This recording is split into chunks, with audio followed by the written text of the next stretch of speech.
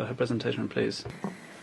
Mr. President, High Commissioner, Special Rapporteur, distinguished delegates, I have just returned from Cox's Bazar, the largest refugee camp in the world.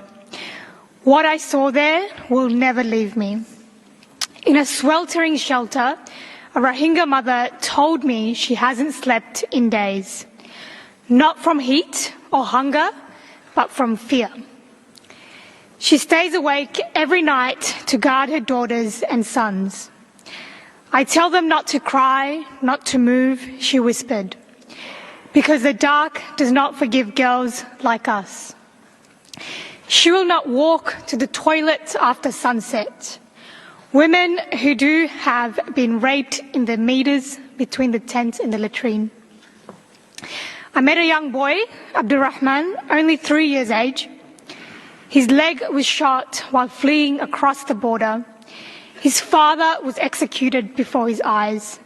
His mother carried him, drenched in blood, across the Naaf River. She did not know if he would survive.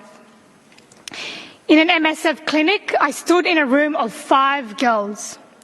All had just given birth. None looked older than 15. All had become mothers through rape. This is not just a crisis, it is a call to protect, to deliver justice, and to stop the erasure of an entire people. Meanwhile, food rations are being cut. More than 6,500 learning centres have closed. 500,000 children now roam aimlessly, exposed to trafficking, injury and despair. And in this climate of abandonment, a dangerous new pressure is building. Quiet cohesion to return to Myanmar. But return to what? According to the Special Rapporteur, Rakhine is still in a war zone. Rohingya civilians are being bombed, arrested and disappeared. The High Commissioner's report is clear. Conditions for safe, dignified, voluntary return do not exist at all. Still, resettlement from the camp is nearly impossible, less than 1%. Legal protection is limited and aid is completely shrinking.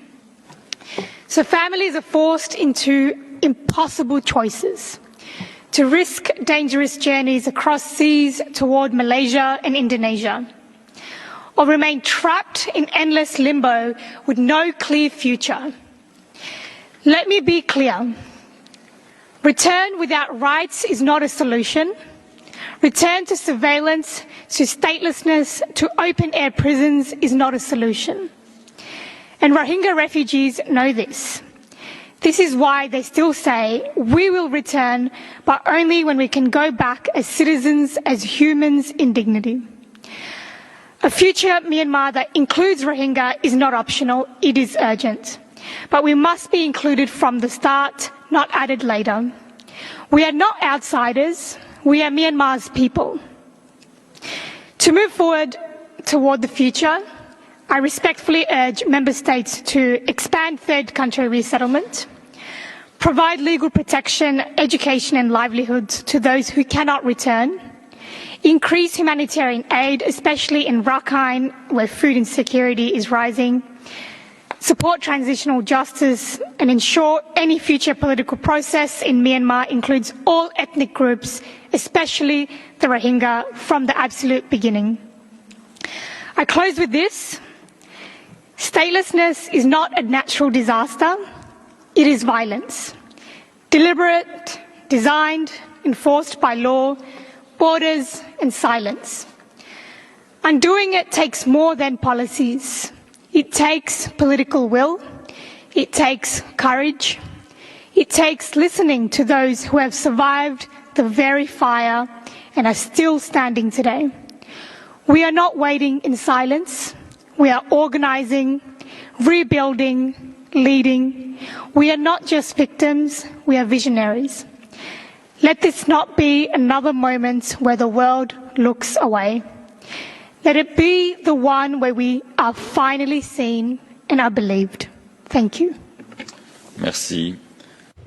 Thank you very much. I would now like to invite